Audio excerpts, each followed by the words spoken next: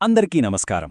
మన ఇంట్లో ఎప్పుడూ పాజిటివ్ వైబ్స్ ఉండాలి, సిరి సంపదలు వెల్లివిరియాలి అని అందరం కోరుకుంటాం కదా. దీనికోసం మన పెద్దలు కొన్ని పురాతన సంప్రదాయాలు చెప్పారు. అందులో ముఖ్యంగా ఓ 5 పవిత్ర వస్తువుల గురించి ప్రస్తావన ఉంది. మరవేంటో, వాటివల్ల ఎలాంటి మేలు జరుగుతుందో ఈరోజు మనం తెలుసుకుందాం. అసలు ఈ సంప్రదాయాల వెనుక ఉన్న మూల సూత్రమేంటంటే, ఇంట్లో పూజగదిలో వీటిని ఉంచితే లక్ష్మీదేవి నివాసం ఉంటుంది అని.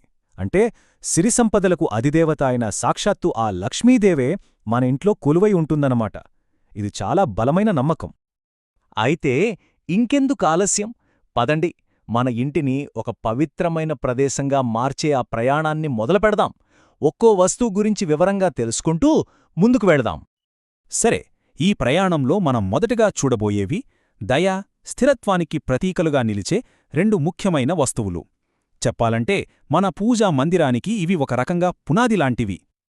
ఆ పునాదిలో మొదటిది నెమలి ఈక. ఆహా, చూడ్డానికి ఎంత అందంగా ఉంటుందో కదా. కేవలం అందమే కాదు, మన సంస్కృతిలో దీనికి ఓ ప్రత్యేక స్థానం కూడా ఉంది. ఇంతకీ దీని వెనుక ఉన్న నమ్మకమేంటంటే, పూజగదిలో నెమలికలుంటే సాక్షాత్తు లక్ష్మీదేవిని మన ఇంటికి ఆహ్వానించినట్టేనట. అంటే ఆ తల్లి ఆశీస్సులు మనకు ఎల్లప్పుడూ ఉంటాయని ఒక బలమైన విశ్వాసం. ఇక రెండో వస్తువు తాబేలు విగ్రహం. తాబేలుని చూడగానే మనకేం గుర్తొస్తుంది? దాని స్థిరత్వం, దాని దీర్ఘాయువు కదా. అందుకే ఈ విగ్రహం ఇంట్లో ఉంటే జీవితంలో కూడా స్థిరత్వం, ఆయురారోగ్యాలు సిద్ధిస్తాయని నమ్ముతారు. అయితే ఇక్కడొక చిన్న విషయం గుర్తుపెట్టుకోవాలి.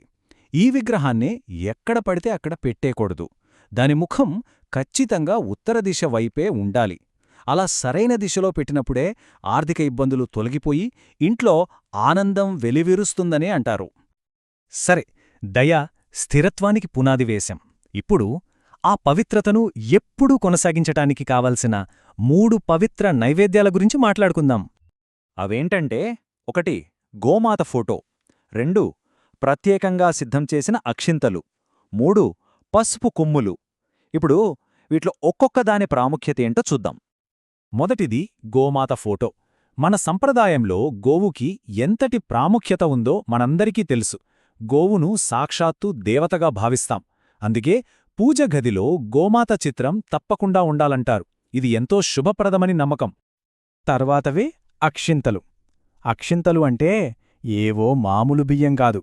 విరగని బియ్యానికి పసుపు, కుంకుమ, జవ్వాది లాంటివి కలిపి వీటిని ప్రత్యేకంగా తయారుచేస్తారు. ఇలా సిద్ధం చేసిన పవిత్రమైన అక్షింతలు పూజాస్థలంలో ఎప్పుడూ ఉండేలా చూసుకోవాలట.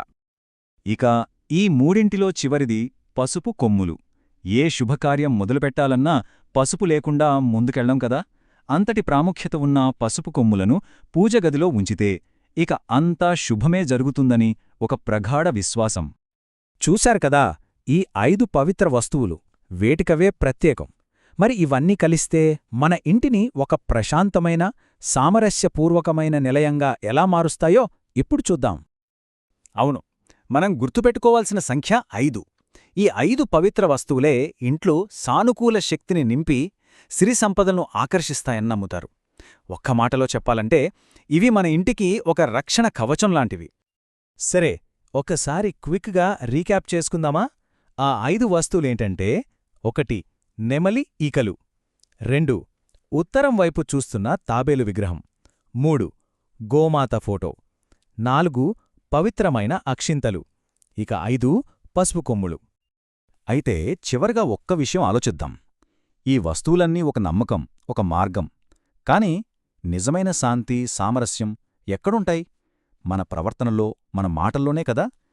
కేవలం వస్తువులు మాత్రమే ఇంటిని పవిత్రంగా మార్చగలవా? లేక మన ఆలోచనలు, చేతులు కూడా అంతే ముఖ్యమా? దీని గురించి ఒక్కసారి ఆలోచించండి.